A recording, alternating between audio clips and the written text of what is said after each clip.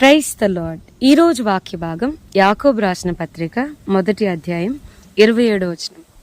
తండ్రి అయిన దేవుని ఎదుట పవిత్రమును నిష్కలంకమునైన భక్తి ఏదనగా దిక్కులేని పిల్లలను విధవరాండ్రను వారి ఇబ్బందిలో పరామర్శించుటయు ఇహలోక మాలిన్యము తనకంటకుండా తను తాను కాపాడుకొనుటయునే. ఈరోజు ఈ వాక్య భాగం ద్వారా దేవుడు మనతో మాట్లాడుతూ ఉన్నారు. ఈ యాకోబు రాసిన పత్రిక 1వ అధ్యాయం 27వ వచనం కనుక మనం చూస్తే అసలు భక్తి అంటే ఏంటి, భక్తి యొక్క డిస్క్రిప్షన్ అనేది బైబిలే చెప్తోంది. భక్తి యొక్క నిర్వచనం బైబిలే ఇస్తుంది. తండ్రి అయిన దేవుని ఎదుట మనుషులకి చాలా భక్తులు ఉంటాయి.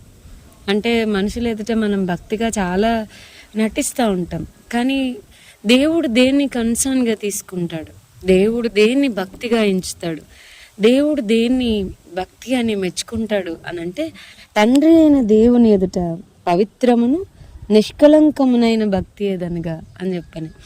అదేంటి భక్తిలో మళ్ళా పవిత్రము మళ్ళా నిష్కలంకమైన భక్తి ఉండిద్దా? అది కొంచెం ఆలోచించాల్సిన విషయం. పవిత్రం కానీ కలంకం ఉన్న భక్తి కూడా ఉండిద్దా? అది చూడాలి. దేవుని ఎదుట పవిత్రమును నిష్కలంకమునైన భక్తి ఏదనగా దిక్కులేని పిల్లలను విధవరాండ్రను వారి ఇబ్బందిలో పరామర్శించుటయు. ఈ దిక్కులేని పిల్లల్ని విధవరాండ్రని వారి ఇబ్బందిలో పరామర్శించేది ఓన్లీ క్రిస్టియన్సే చేస్తున్నారా? అన్యులు చాలామంది, ఇంకా దేవుని ఎరగని వాళ్ళు చాలామంది, చెప్పాలంటే క్రైస్తవుల కంటే ఎక్కువగా వీళ్ళే ఎక్కువగా ఆర్ఫనైజెస్ అని ఓల్డ్ ఏజ్ హోమ్స్ అని రన్ చేస్తున్నారు కదా. మరి అన్నంత మాత్రాన భక్తిగా ఎంచుతామా ఏంటి? ఇందులో ఉన్న ట్విస్ట్ ఏంటి? What is the condition behind it? Christian ఫెయిత్లో భక్తి అని దేవుడు చెప్తున్న దాంట్లో కండిషన్ ఏంటి, ట్విస్ట్ ఏంటి అని అంటే దిక్కులేని పిల్లల్ని విధవరాండ్రని వారి ఇబ్బందిలో పరామర్శించడం మాత్రమే కాదు. చాలామంది ఇది మాత్రమే చదివేసి చాలా ఆర్ఫనైజెస్ అని ఇట్ ఈస్ గుడ్. నేను కూడా నా చిన్నప్పటి నుంచి నేను చాలా ఆశపడతాను, ఒక ఓల్డ్ ఏజ్ హోమ్ రన్ చేయాలి, ముసలి వాళ్ళకి చాలా హెల్ప్ చేయాలి. దేవుడు మనకి ఆటోమేటిక్గా ఆయనకున్న హీ మూవ్డ్ విత్ కంపాషన్ అని దేవుని తెలుసుకున్నాక మన హృదయాల్లో చాలా జాలి, చాలా ప్రేమ దేవుడు పెడతాడు. ఇది తప్పు అని నేను అస్సలు అనలేదు. It is good and acceptable, it is pleasable. దేవుని దృష్టికి ఇది అంగీకారమైన భక్తే. కానీ కండిషన్ ఎక్కడ? మరి క్రైస్తవులు మనం ఎక్కడ డిఫరెన్షియేట్ చేసుకోవాలి ఏంటి అని అంటే యహలోక మాలిన్యము తనకు అంటకుండా తన్ను తాను కాపాడుకునుటయునే. అందులో ట్విస్ట్ మెలికేంటి అని అంటే ఇహలోక మాలిన్యం అంటకుండా తనను తాను కాపాడుకోవాలి. ఇవన్నీ చెయ్యి. కానీ ఒక క్రైస్తవుడిగా ఈ లోకంలోనే ఉంటూ ఈ లోక మాలిన్యం అంటుకోకుండా నిన్ను నువ్వు కాపాడుకోవడం ఏంటో తెలుసుకో, అది భక్తి అని బైబిల్ చెప్తుంది. సో వాక్యం వింటున్న ప్రియమైన వారులారా, నా చుట్టూ ఉన్న వాళ్ళు ఇలా ఉన్నారు కాబట్టి, నా చుట్టూ ఉన్న వాళ్ళు ఇలా తప్పు చేస్తున్నారు కాబట్టి, నా చుట్టూ ఉన్న వాళ్ళు నన్ను ఇంపాక్ట్ చేస్తున్నారు కాబట్టి నేను ఇలా ఉంటాను అని చెప్పడం కరెక్ట్ కాదు. నా ఫ్రెండ్స్ ఇలా ఉన్నారు కాబట్టి నేను ఇలా ఉంటాను అని చెప్పడం కరెక్ట్ కాదు. బైబిల్లో మనం ఎస్తేరుని చూస్తే కనుక ఆమె చలికత్తెలు ఆమెతో పాటు ఫాస్టింగ్ ఉండి ఆమెతో పాటు ప్రార్థన చేశారని వాక్యం చెప్తుంది. అసలు ఆమె తన చుట్టూ ఉన్న వాళ్ళని ప్రభావితం చేయగలిగింది. ఒక క్రైస్తవులంగా మనం మన చుట్టూ ఉన్న ప్రతిదాన్ని మనలోకి తీసుకోవడం అనేది క్రైస్తవ్యం కాదు. మనలోనికి తీసేసుకోవడం భక్తి కాదు. ఆ మురికినంతా లోపలికి తెచ్చేసుకుని ఈ పరిస్థితుల మధ్య వెళ్తున్నాను కాబట్టి మురికి లోపలికి వచ్చిందని చెప్పడం క్రైస్తవ్యం కాదు. నీ చుట్టూ ఉన్న పరిస్థితులు ఎలా ఉన్నప్పుడు కూడా you have to stand firm. ప్రభు కొరకు చాలా నిక్కచ్చిగా నిలబడడానికి ప్రయత్నం చేయాలి. ప్రభువు మనకి సహాయం చేయలాగిన మనల్ని మనం దేవునికి అప్పగించుకోవాలి.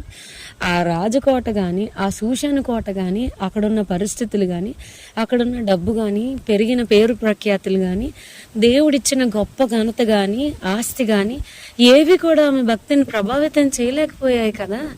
ఆమె తిరిగి తన చెలికత్తెల్ని ప్రభావితం చేయగలిగింది. సో అలాంటి వాళ్ళ కొరకు ఈ తరంలో దేవుడు ఎదురు చూస్తూ ఉన్నాడు. అలాంటి వాళ్ళ కొరకు దేవుడు వెతుకుతూ ఉన్నాడు. మన చుట్టూ ఉన్న పరిస్థితులు ఎంతన్నా పాడైపోయి, మన చుట్టూ ఉన్న లోకం ఎంత ఎక్కువగా, నిజం చెప్పాలంటే జనరేషన్స్ వెళ్ళే కొద్దీ, సంవత్సరాలు గడిచే కొద్దీ మనం పాపానికి చాలా దగ్గరగా వెళ్తున్నాం. పాపం మనకి మన అరచేతుల్లోనికి వచ్చింది. It is very hard to live a Holi life. మన పరిశుద్ధతను మనం కాపాడుకోవడం చాలా కష్టమైన దినాల్లో మనం ఉన్నాం. ఎందుకనంటే మన చుట్టూ ఉన్న సమాజం, మన చుట్టూ ఉన్న ప్రజలు మనం అడుగులు వేసే కొద్దీ పాపానికి దగ్గరగా వేస్తున్నాం. కానీ భక్తి అంటే ఏంటి అంటే ఇహలోక మాలిన్యం తనకంటకుండా తను తాను కాపాడుకుంటేనే. నేను మీతో చెప్తున్నా, అనుభవపూర్వకంగా కొన్ని మాటలు మాట్లాడాలనుకుంటున్నా.